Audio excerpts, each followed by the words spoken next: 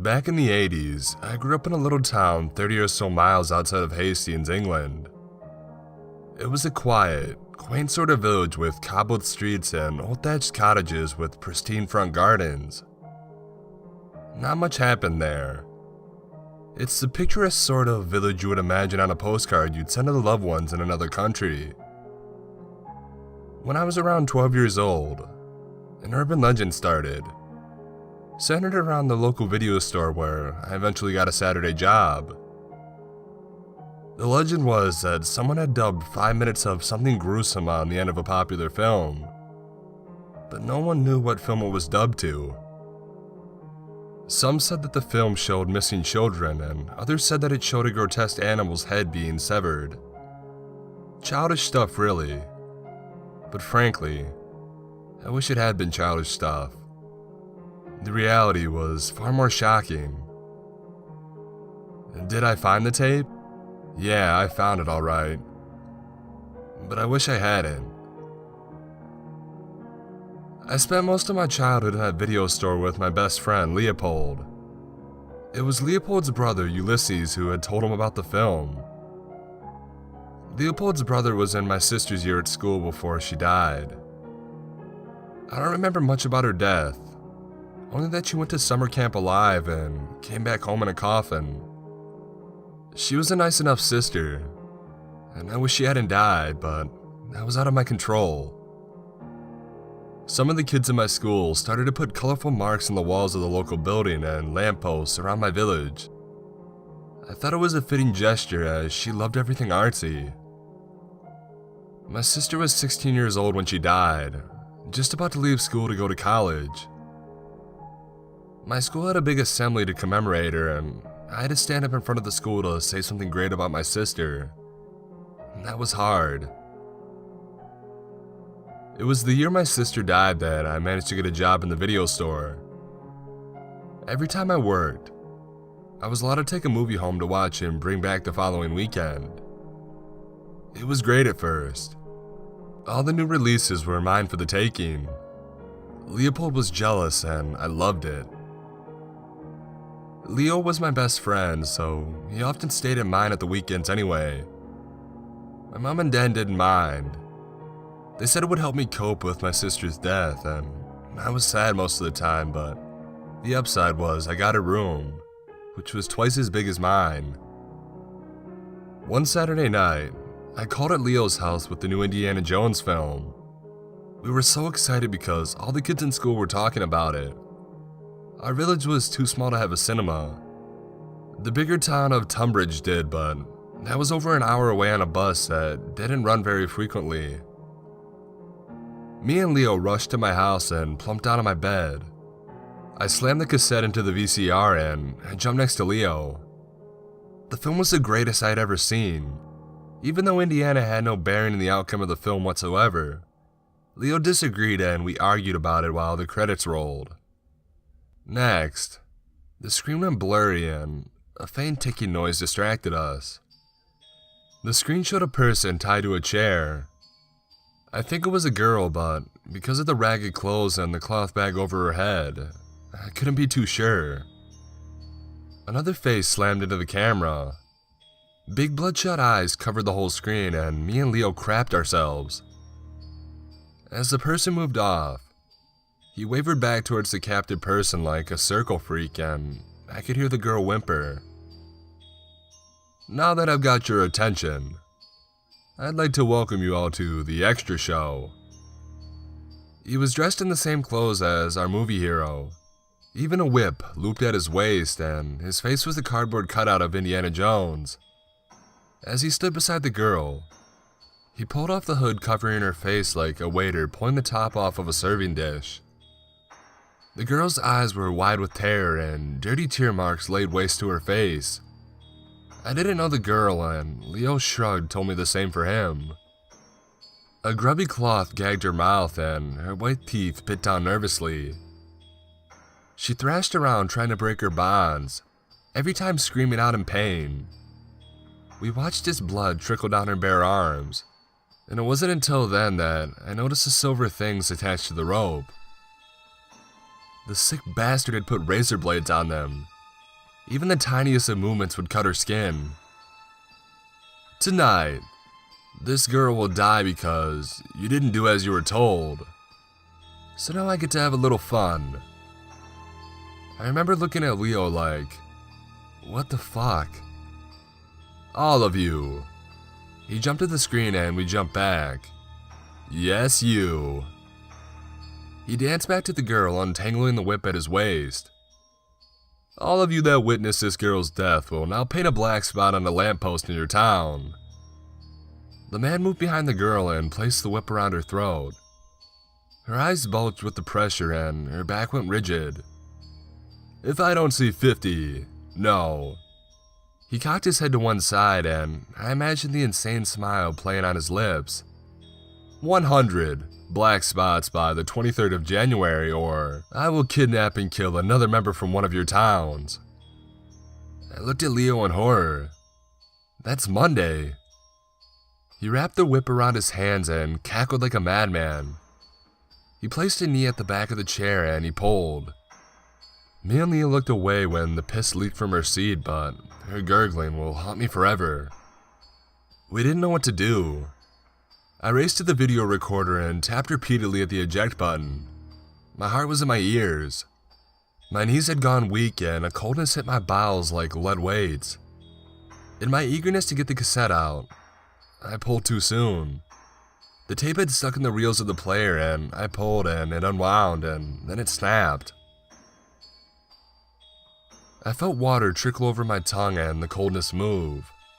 I retched hot bile all over the mangled cassette to the floor, and a moment later, Leo retched as well. It was too dark to do anything at that point. We tried our best to sleep after we had cleaned up our mess, but it didn't come. We came to the breakfast table like two zombies the next morning. We had discussed about telling my parents, but with no evidence. Who would believe us? That's when a moment of inspiration hit me. I turned to Leo and I explained what I was thinking.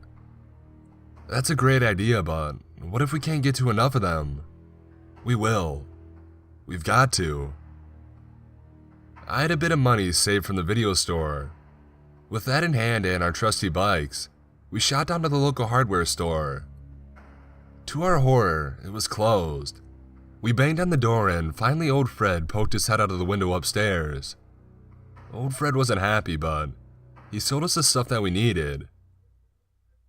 I strapped the pot of black paint to my bike and, armed with 2 paintbrushes, we set out to put black marks on all the lampposts we could find.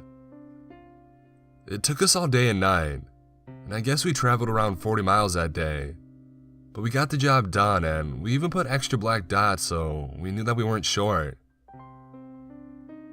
I don't know if we succeeded in stopping the man killing people or if something happened to the guy which made him stop, but I never saw another marked lamppost within my village. I moved away when I turned 18 to go to college. Mom and Dad proudly saw me off from our immaculate front garden. Throughout college, I lost the memory of the video and the crazy man, piled deep under immense studies and extracurricular activities. Man, I loved college. As you can imagine, I moved again and again until I landed a great job and an even more so great wife. My life was great, until today. It's funny how something small can trigger a memory, like a sound or a smell. It was a subtle thing that brought back this memory with brutal clarity. Just one small black spot on a lamppost outside of my front door. I stood frozen. It couldn't be. It was a mistake. Just a smudge from a big truck or a kid playing football. The further I thought about it, the more reason wouldn't allow me the pleasure of thinking this was a coincidence. I stumbled backwards up the steps to my house and I stood panting against the door. The memory of the gurgling girl came back with vivid clarity. I had to do something, and the only logical thing to do was to go to the local video store to see if somehow they knew anything. I didn't think it would be possible as I live over 45 miles away from my childhood home, but had he followed me? I ran out the door and I jumped into my car. 5 minutes later, I was sat outside Blockbuster Video Store. The only problem, the store went into receivership last year and this one was closed. I don't know what happened. Sometimes things happen outside the body, like thoughts or a feeling, that we are just receivers tuned in at exactly the right moment. I knew where I would find what I needed.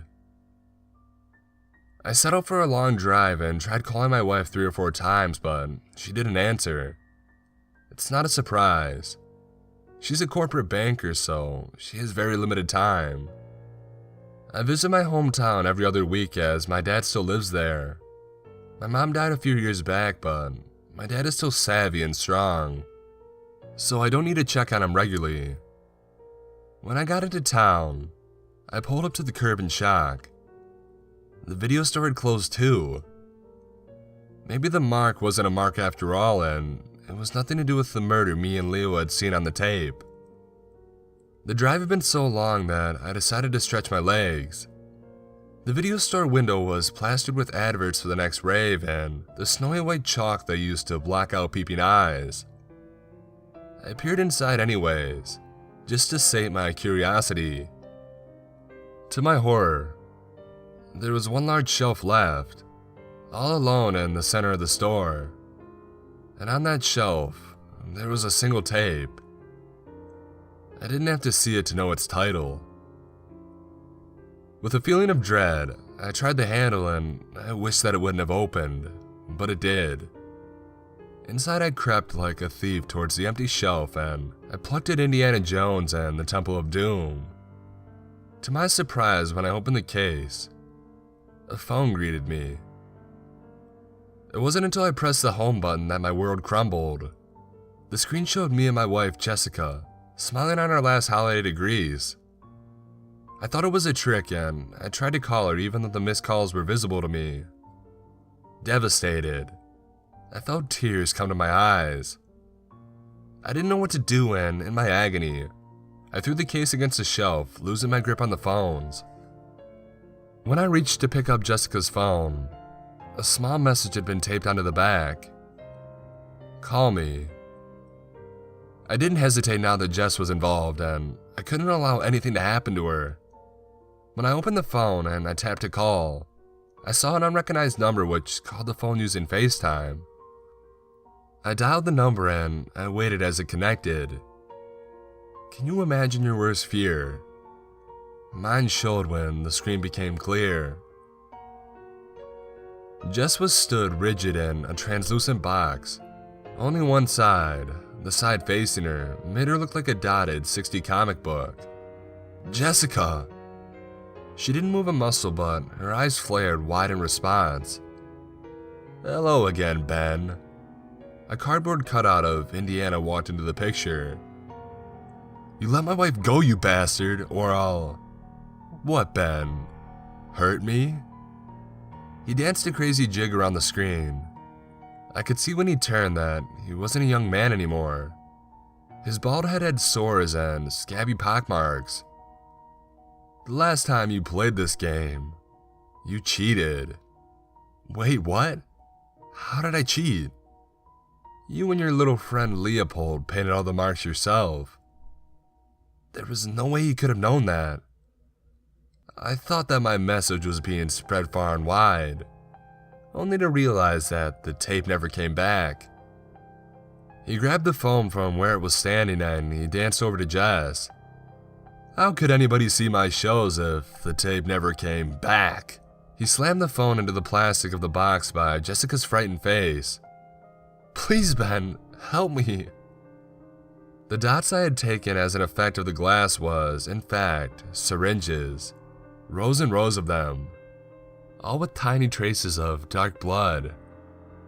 Ah, you've noticed my little game. Yes, yes, yes. Jessica here can't move. Well, she can, but she doesn't really want to. It's the needles, you see, so close it could prick her. All eagerly donated by willing drug users. Who knows what diseases they have? He moved the phone to the side view of the box and I could see what he was talking about. Jessica couldn't move. Hundreds of needles were positioned a fraction from her body, and she was pressed tightly against the back of the box. "What the fuck do you want?" I screamed down the phone. "Want? I just want to have fun. Your sister liked having fun too, you know. She was delightful." The weight of his word hit me like a sledgehammer to the balls. "You killed my sister?" "Yes. One of my first games when I wasn't well known. Still, the boys and girls of Hawker's High did a grand job of painting the town after. It really did shoot me to fame." He danced off screen, twirling like a madman. It all went quiet, and slowly his cardboard face slid past the camera lenses until his eyes were the only things visible. "Now for my last game, for the boys who thought they won. For you to win this game, Ben, my boy, you must kill Leo." I couldn't believe what I was hearing. The person in the Indiana mask danced around, cackling to himself. "You're fucking crazy, man, shit. I don't even know where to find Leo. I haven't seen him in years." Curious. Indiana placed the phone back into some sort of holder facing my wife, and now stood in a mocking, thinking stance. "That's what Leo said about you. Did the dynamic duo break up? The same young boys who fool a genius like me?" He tethered toward the screen and I could see his bloodshot eyes. "It's okay because I know where both of you live. In fact, Leo should be arriving at your destination any time now." As if on cue, Leo burst through the door. I jumped back as the impact smashed the glass of the door. I wasn't telling a lie when I hadn't seen Leopold in some years. After school, we went to different colleges and so led different lives. We chatted occasionally, but that soon stopped too. Nevertheless, stood in front of me with a gun pointed at my head with my old childhood best friend. Somehow I knew that meant shit right now. "Leo, stop, wait. We can do this another way. It's too late, Ben. He's got Amanda. It was your fucking idea to paint the lamppost. You got us into this mess." Tears rolled down his cheeks into his bushy beard. Leo grew to an impressive specimen of a man at over 6 feet, substantially taller than me, and over 150 kilograms to my measly 76. I knew if this turned into a fist fight, I didn't stand a chance. "He's got my wife too, Leo. He's got Jess. Let's think this through. There has to be another way." Leo advanced on me rapidly and pressed the gun against my head. A warm streak of piss leaked down my leg and soaked the decaying carpet. This is the only way. He pressed the gun further and the pain of the blunt metal pushed my head back until I faced the ceiling with closed eyes. But the shot didn't come and suddenly the pressure abated. Leo sagged to the floor and crumpled into a sobbing mess. Relief flooded my limbs and I could move my feet again. I reached down and I patted Leo on the shoulder, only for the man's angry voice to sound over the phone. I had forgotten that I still held it. Now, boys. Don't be getting all pally-pally. The fate of your wives are in your hands. I think bros before hoes doesn't count right now." He cackled like a banshee and danced his wild jig. Jessica's voice rang through my ears, begging for me to do something. All my options raced through my mind and I looked wildly around the room. Maybe there was something I could use as a weapon. A billboard stand, like the one you see at the movies, rested against the wall. All the years since its passage evident on its surface, but one thing was missing. The character from the film I portrayed. It was the sign I needed. Leo was still a blubbering mess on the floor and I reached quickly down and I snatched the gun. Leo shot up and backed away, and I steered him to the back of the shop away from peering eyes. "Ben, please, I don't want to die. Please, I have kids." I turned the phone on my face and I spoke to our tormentor. "I killed Leopold. You let both of the women go." "Oh no, Benny boy, that's not the deal. and I'm the one making the deals. You kill Leo and Jessica gets to live. Leo kills you and Amanda gets to live. The wife of the deceased are spoils of war." He chuckled again, and my heart pounded against my chest. I've never killed anyone, not even an animal with intention or accidental. My nerves were on fire, like electricity was buzzing through my body, and I squeezed the trigger. He laughed harder when he heard the shot, and he danced like a madman around the room. It was the distraction I needed. The bullet had missed Leo by a few feet and had gone through the key lock in the storage room door, a room I knew was used to hold old videos and all the memorabilia from promo launches when I worked here. I ran to the door as Leo stood dumbly, still contemplating how he was still alive. As the door crashed open, Indiana Jones stopped dancing his jig. I raised the gun and I ran at him. The shot on the door was just luck, and I unloaded the clip. I didn't want to miss, and I couldn't afford to. The bullets pierced the cardboard and sank into his flesh. He jittered across the floor as blood splattered through the holes and dribbled down the grubby surface. Finally, he sank onto the floor and the gun clicked in my hand. I threw the gun and I spat on him too for good measure. Jess was there in her syringe prison, and Amanda had been placed over a bath full of what looked and smelled like bleach. Both contraptions equally as evil. Leo made his way across the room from out of his trance and tore towards his wife, and I did the same. It was a job to open the side of the box, but when I did, Jess collapsed into my arms. I felt a tap on my shoulder and I looked up into Leo's bloodshot eyes. "I thought you shot me." Sorry I didn't have time to explain. Jess nuzzled under my arm and I pulled her away from the box. "How did you know they were here?" Leo hugged Amanda close to his body, supporting her much like I supported mine. I led them back into the store and I pointed to the billboard stand of Indiana Jones and the Raiders of the Lost Ark. The scene was there. The boulder, the kid, the girl, but no Indy. Someone had meticulously cut out his figure. I knew when I saw it that he would be here. Call it what you will. Intuition, a gift from a higher source or a guardian angel. Whatever it was right and I was thankful.